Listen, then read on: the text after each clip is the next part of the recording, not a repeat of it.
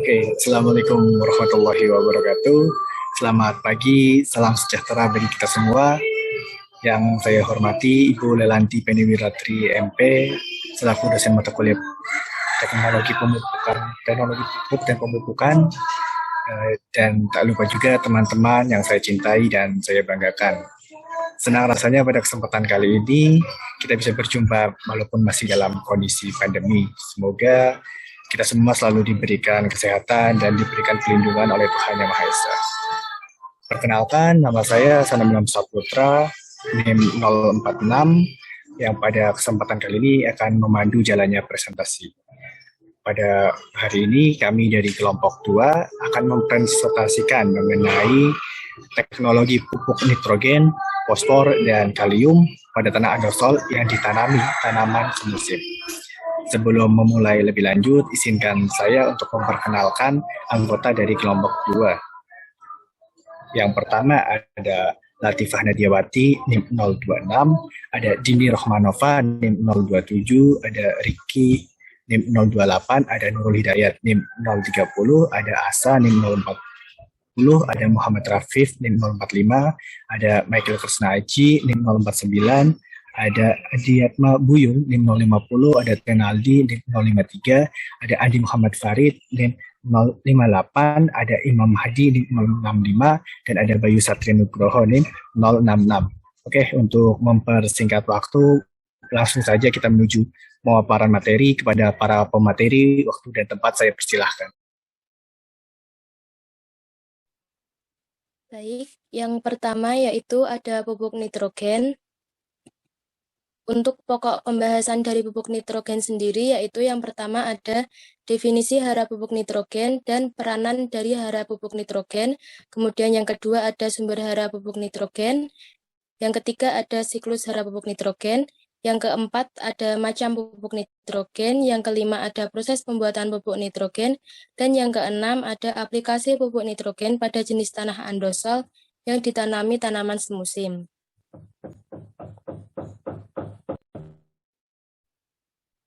Next. Kemudian yang pertama yaitu definisi dan peranan hara pupuk nitrogen. Pupuk sendiri merupakan salah satu sumber dari zat hara buatan yang sangat dibutuhkan oleh tanaman demi mengatasi kekurangan nutrisi seperti unsur nitrogen, fosfor, dan juga kalium. Pupuk nitrogen mengandung hara tanaman untuk senyawa N umumnya berupa nitrat, amonium, amin, sianida. Beberapa contoh dari pupuk N sendiri diantaranya yaitu kalium nitrat atau KNO3, amonium fosfat atau NH4 3 kali PO4, dan urea atau NH2CONH2, dan kalium sianida atau CaCN2. Nitrogen sendiri berperan bagi tanaman dalam merangsang pertumbuhan dan memberi warna hijau pada daun. Menurut Winarni pada tahun 2000 menyatakan bahwa apabila kadar nitrogen yang dapat diserap oleh tanaman terbatas, maka daun tanaman akan berwarna hijau kekuningan.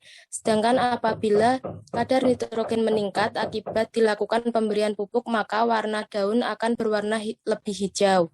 Akibat dari kekurangan maupun kelebihan unsur N pada tanah akan lebih lanjut dibahas pada subbab peranan hara pupuk nitrogen. Next. Selanjutnya, nitrogen adalah unsur yang sangat penting bagi pertumbuhan tanaman. Nitrogen merupakan bagian dari protein, bagian penting konstituen dari protoplasma, enzim, agen katalis biologis yang mempercepat proses kehidupan. Nitrogen juga hadir sebagai bagian dari nukleoprotein, asam amino, amina, asam gula, polipeptida, dan senyawa organik dalam tumbuhan. Dalam rangka untuk menyiapkan makanan untuk tanaman, tanaman diperlukan klorofil, energi sinar matahari untuk membentuk karbohidrat dan lemak dari C, air, dan senyawa nitrogen. Adapun peranan N atau nitrogen yang lain bagi tanaman adalah berperan dalam pertumbuhan vegetatif tanaman, memberikan warna pada tanaman, panjang umur tanaman, penggunaan karbohidrat, dan lain-lain. Hal ini akan menjadikan tanaman lebih hijau, pertumbuhan tanaman secara keseluruhan menjadi lebih cepat, serta meningkatkan kandungan protein pada hasil panen. Next. Adapun gejala yang ditimbulkan akibat dari kekurangan dan kelebihan unsur nitrogen bagi tanaman adalah sebagai berikut. Efek kekurangan unsur nitrogen bagi tanaman yaitu pertumbuhan kecil, warna daun menguning, produksi menurun, dan fase pertumbuhan terhenti dan kematian. Efek dari kelebihan unsur N bagi tanaman yaitu kualitas buah menurun, menyebabkan rasa pahit seperti pada buah timun, produksi menurun, daun lebat, dan pertumbuhan vegetatif yang cepat menyebabkan keracunan pada tanaman. Next. Sumber hara. Sumber hara pupuk nitrogen. Tanaman menyerap unsur nitrogen terutama dalam bentuk NH4+ dan NO3-. Sumber nitrogen tanaman berasal dari gas N2 di atmosfer. Kandungan N2 yaitu kurang lebih 78%. Lalu fiksasi biologik, fiksasi karena loncatan listrik dan fiksasi oleh proses industri pupuk N. Yang pertama, fiksasi biologik yaitu simbiotik. Bakteri bersimbiosis dengan akar tanaman. Contoh bakteri rhizobium atau bakteri yang memiliki tanaman inang tertentu dan hanya akan bersimbiosis dengan tanaman inang itu saja. Dan non-simbiotik. Bakteri hidup bebas. Contoh Azotobacter, Clostridium, dan Baijichringia.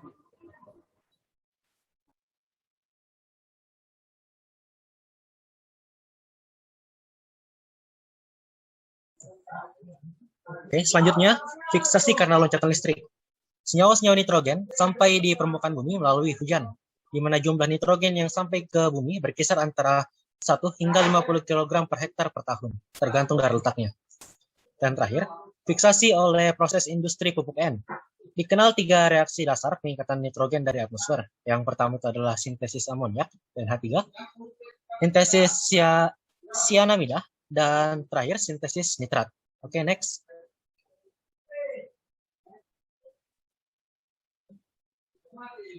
Selanjutnya adalah siklus hara pupuk nitrogen.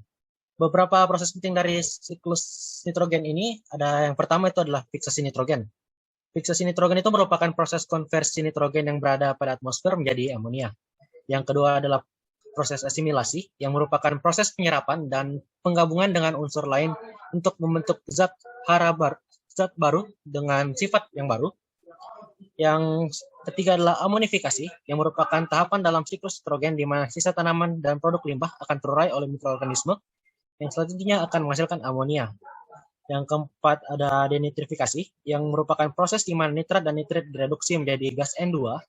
Dan yang terakhir adalah nitrifikasi yang merupakan proses mikrobial yang mereduksi komponen nitrogen ke amonia menjadi nitrit dan nitrat. Oke, next. Selanjutnya untuk lebih jelasnya mengenai siklus nitrogen dapat dilihat pada bagian yang ada di slide saat ini. Oke, next. Oke, selanjutnya adalah macam pupuk nitrogen. Yang pertama yaitu urea, yang kedua adalah amonium sulfat, ketiga anhidrous amonia, yang keempat adalah amonium klorida, dan yang kelima adalah amonium nitrat. Next. Proses pembuatan pupuk nitrogen.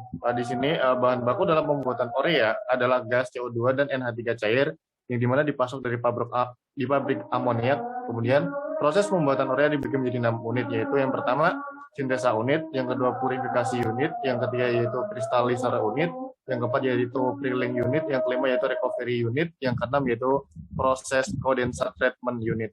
Next. Oke, yang pertama sintesa unit. Unit ini merupakan bagian terpenting dari pabrik urea untuk mensintesa dengan mereaksikan NH3 cair dan gas CO2 di dalam urea reaktor, dan ke dalam reaktor ini dimasukkan juga larutan recycle karbonat yang berasal dari bagian recovery. Tekanan operasi proses sintesa adalah 175 kg per cm kuadrat. Hasil sintesa urea dikirim ke bagian purifikasi untuk dipisahkan amonium karbonat dan kelebihan amonianya setelah dilakukan stripping oleh CO2. Yang kedua adalah purifikasi unit. Amonium karbonat yang tidak terkonversi dan kelebihan amonia di unit sintesa diuraikan dan dipisahkan dengan cara penurunan tekanan dan pemanasan dengan 2 langkah penurunan tekanan, yaitu pada 17 kg per cm kuadrat dan 22 kg cm kuadrat. Hasil penguraian berupa gas CO2 dan NH3 dikirim ke bagian recovery, sedangkan larutan urea dikirim ke bagian kristaliser. Kristaliser unit. Larutan urea dari unit purifikasi dikristalkan di bagian ini secara vakum. Kemudian kristal urea dipisahkan di pemutar sentrifugal. Panas yang diperlukan untuk menguapkan air diambil dari panas sensibel larutan urea. maupun panas kristalisasi urea dan panas yang diambil dari sirkulasi urea slurry ke HP absorber dari recovery. Nomor 4 yaitu cleaning unit. Kristal urea keluaran pemutar sentrifugal dikeringkan sampai menjadi 99,8% berat dengan udara panas. Kemudian dikirim ke bagian atas Klinger Tower untuk dilelehkan dan didistribusikan merata ke distributor. Dan dari distributor dijatuhkan ke bawah sambil didinginkan oleh udara dari bawah dan menghasilkan pupuk urea brilin atau bril. Produk urea dikirim ke bleed stock dan belt converter. Yang nomor 5 recovery unit. Gas amonia dan gas CO2 yang dipisahkan di bagian purifikasi diambil kembali dan 2 langkah absorpsi dengan menggunakan motor liquor sebagai abson. Kemudian di-recycle kembali ke bagian sintesa. Nomor 6 proses kondensasi. Tremten unit. Uap air yang menguap dan terpisahkan di bagian kristaller didinginkan dan dikondensasikan sejumlah kecil urea. NH3 dan CO2 ikut kondensas, kemudian diolah dan dipisahkan di stripper dan hydrolyzer. Gas CO2 dan gas NH3 dikirim kembali ke bagian purifikasi 83 untuk di-recover. Sedangkan air kondensasnya dikirim ke kualitas. Next. Oke, nomor 6 yaitu aplikasi pupuk nitrogen pada jenis tanah andosol yang ditanami tanaman semusim. Menurut Balai Besar Litbang Sumber Daya Lahan Pertanian dalam buku Tanah Andosol di Indonesia, karakteristik, potensi, kendala, dan pengelolaan untuk pertanian. Tanah andosol mempunyai akselerasi dan probositas tinggi sehingga tanaman mudah berprestasi ke dalam tanah dan unsur-unsur hara berupa kation-kation basa dan nitrogen cukup tersedia bagi tanaman. Penggunaan pupuk urea yang berlebihan oleh petani dapat menyebabkan terjadinya akumulasi ion nitrat pada tanah andosol. Pengaplikasian pupuk urea pada tanah andisol tetap seperti pada umumnya, yaitu dengan menyebarkan pupuk sebelum dan setelah tanaman tumbuh dengan memperhatikan suhu udara dan tanah lalu dibasahi.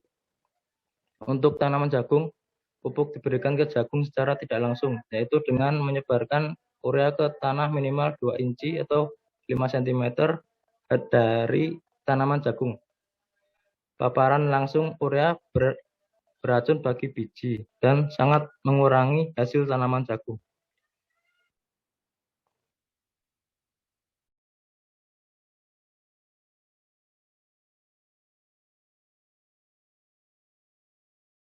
Selanjutnya adalah pupuk fosfor. Pembahasan pada kali ini adalah 1. Definisi hara pupuk fosfor dan peranan hara, lalu yang kedua ada sumber hara, ketiga ada siklus hara, keempat ada macam pupuk, kelima proses pembuatan, dan keenam aplikasi pupuk fosfor pada jenis tanah andosol yang ditanami tanaman semusim.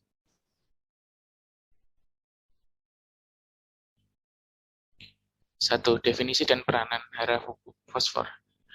Fosfor memegang peranan penting dalam kebanyakan reaksi enzim yang tergantung pada fosforilase.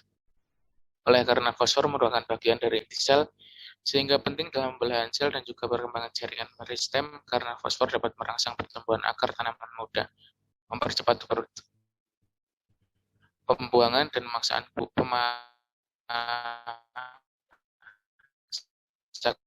buah, biji atau gabah.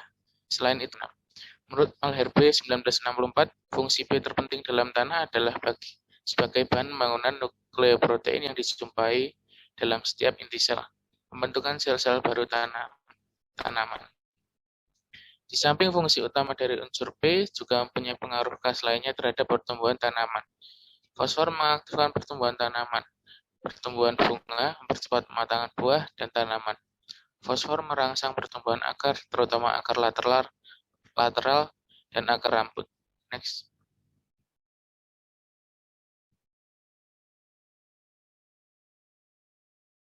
Pupuk ini berwarna abu-abu coklat muda, sebagian P larut air. Reaksi fisiologis sedikit asam. Bahaya meracun sulfat relatif kecil dan sulfida yang berasal dari reduksi sulfat juga rendah. Pekerjaannya lambat dan kemungkinan pelindian juga rendah. Bila diberikan pada tanah yang banyak mengandung Fe3+ dan Al3+, bebas akan terjadi sematan P oleh kedua unsur tersebut. Karena lambat bekerjanya pupuk ini diberikan pupuk dasar.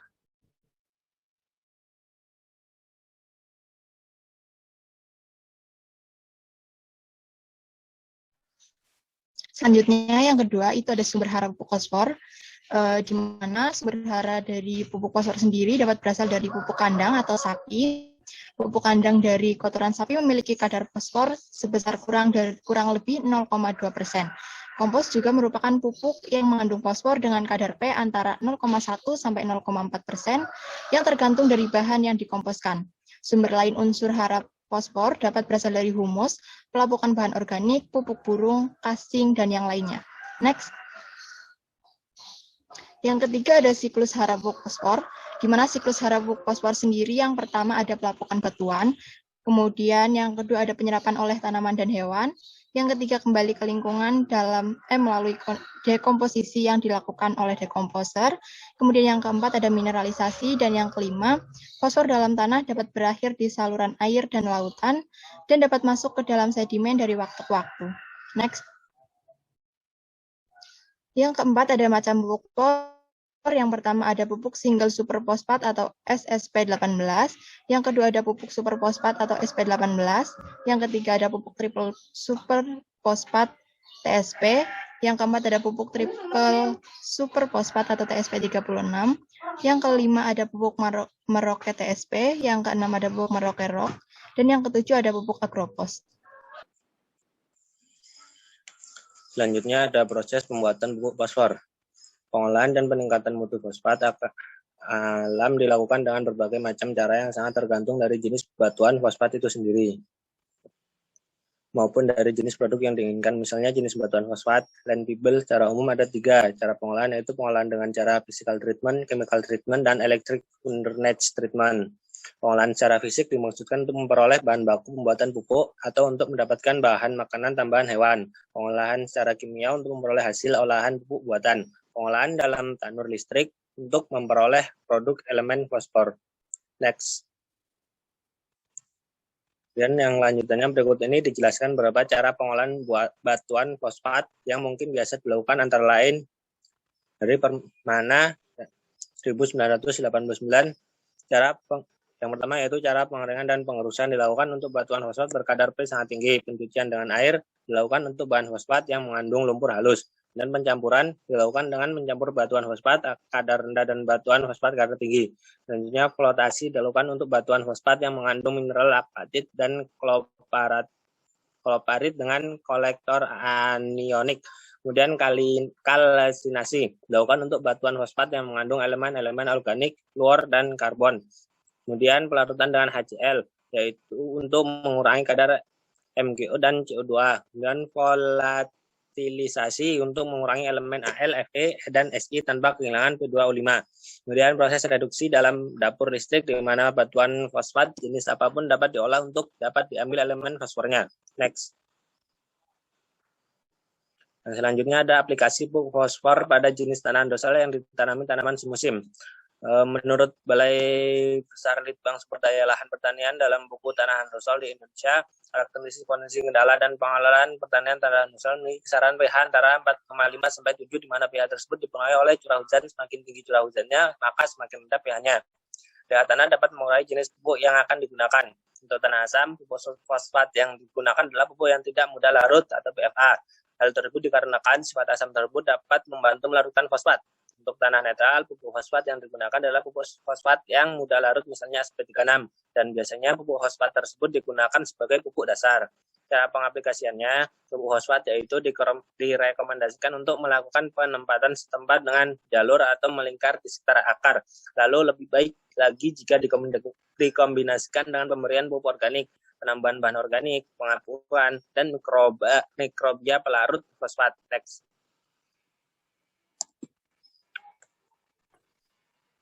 Yang selanjutnya yaitu pupuk kalium. Next. Dalam pupuk kalium ada 4 pokok pembahasan, yaitu yang pertama, definisi hara pupuk kalium dan peran hara pupuk kalium, lalu sumber hara pupuk kalium, siklus hara pupuk kalium, lalu macam-macam pupuk kalium, proses pembuatan pupuk kalium, lalu yang terakhir, aplikasi pupuk kalium pada jenis tanah andosol yang ditanami tanaman semusim. Next. Definisi dan peranan hara pupuk kalium. Kalium merupakan salah satu unsur hara makro, hara mikro yang dibutuhkan oleh tanaman untuk memenuhi kebutuhan tanaman akan unsur hara kalium. Petani pada umumnya menggunakan pupuk kalium. Kalium memiliki berbagai peranan bagi tanaman, yaitu yang pertama, mendorong tanaman tumbuh dengan kuat dan lebat. Manfaat lain dari unsur hara kalium pada tanaman adalah menaikkan pertumbuhan jaringan meristem pada mengatur pergerakan stomata. Lalu yang kedua, menambah ketahanan tanaman terhadap penyakit tertentu dan meningkatkan sistem perakaran. Di sini ada kalsium yang bermanfaat mengaktifkan enzim baik secara langsung maupun tidak langsung dan menetralkan reaksi dalam sel terutama dari asam organiknya.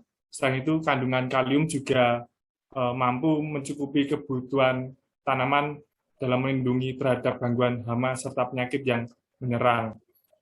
Yang ketiga yaitu mendorong produksi hidrat arang. Yang keempat, berperan penting pada pengangkutan hidrat arang di dalam tanaman. Yang terakhir yaitu mengurangi kepekaan tanaman terhadap kekeringan. Next.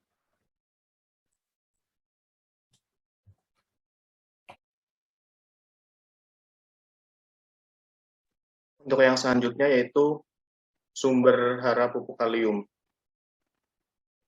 Pada dasarnya unsur kalium K dalam tanah berasal dari mineral-mineral yang terdiri dari primer tanah seperti feldspar dalam bentuk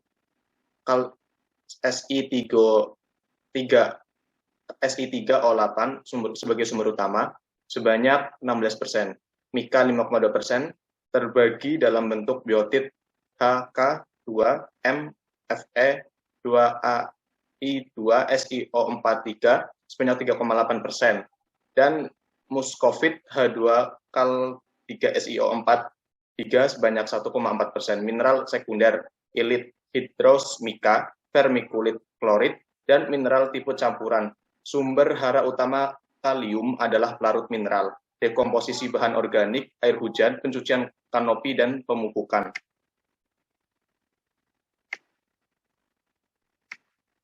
Berikut merupakan siklus hara pupuk kalium.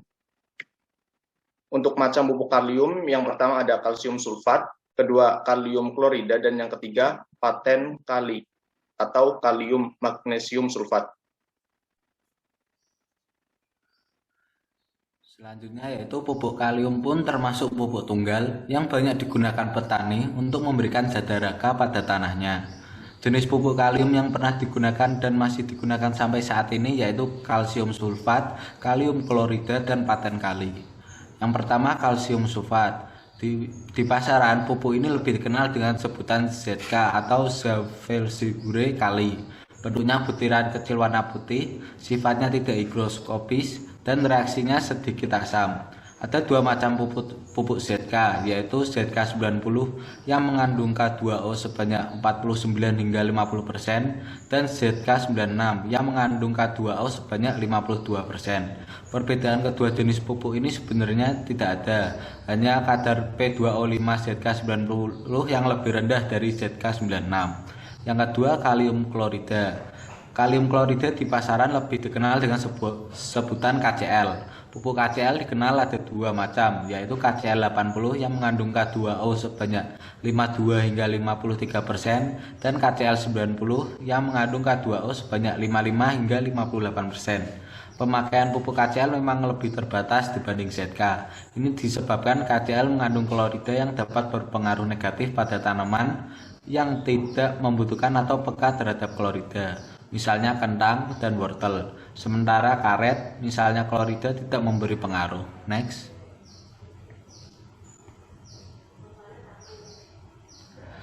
Keracunan klorida sangat tergantung pada iklim dan kondisi tanah.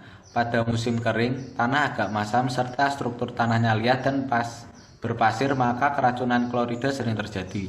Ada beberapa akibat dari keracunan tersebut. Di antaranya ialah hasil panen menurun karena tanaman lebih cepat mati sebelum waktunya. Kadar kering hasil menurun, tipe daun sedikit, berlainan dari biasanya, serta rasanya berkurang. Yang ketiga, paten kali atau kalium magnesium sulfat. Pupuk paten kali mengandung K2O sebanyak 21 hingga 30% dan MgO6 19,5%. Paten kali lebih banyak digunakan di daerah dingin karena kandungan magnesiumnya lebih banyak. Tanah-tanah di daerah dingin biasanya banyak kekurangan zat tersebut.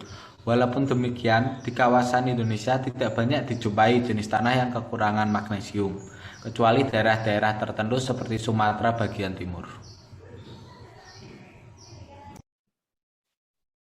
Untuk selanjutnya, yaitu proses pembuatan pupuk kalium. Kebanyakan proses pembuatan kalium sulfat saat ini adalah dengan menggunakan proses double stage yang lebih rumit. Double stage operasinya secara kontinu sehingga menggunakan proses di mana recycle mother liquor yang mengandung kristalin glycerid atau K3NaSO4 2 kali dan KCl, serta kondensat hasil kondensasi dari uap evaporator diumpamakan kembali reaktor. Proses double stage sering digunakan oleh industri-industri kimia. Biasanya, produk yang dihasilkan dalam jumlah besar sehingga memakan waktu yang lama dibandingkan dengan proses single stage. Reaksi yang terjadi yaitu seperti pada layar. Next. Kemudian blok diagram pembuatan K2SO4 secara double stage. Next. Blok diagram pembuatan K2SO4 secara single stage. Untuk selanjutnya, yaitu aplikasi pupuk kalium pada jenis tanah andosol yang ditanami tanaman semusim. 1. Aplikasi permukaan K memiliki keterbatasan mobilitas dalam tanah. Kalium yang diberikan di permukaan tanah akan bergerak menuju akar dengan sangat lambat. Kedua, disebarkan dan dibenamkan, menempatkan kalium pada zona perakaran. Ketiga, pupuk kalium juga dapat diberikan melalui daun, hanya jumlahnya perlu diperhitungkan dengan matang karena dapat menimbulkan plasmolisis. Keempat, recovery rate dari pupuk K pada tahun pertama sebesar 50-60%, sehingga apabila tidak mengalami pencucian efek residu, dapat dimanfaatkan pada tahun berikutnya.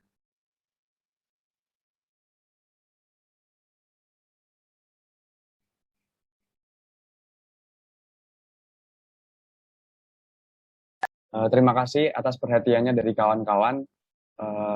Sekian dari kelompok kami. Terima kasih. Wassalamualaikum warahmatullahi wabarakatuh. Waalaikumsalam warahmatullahi wabarakatuh.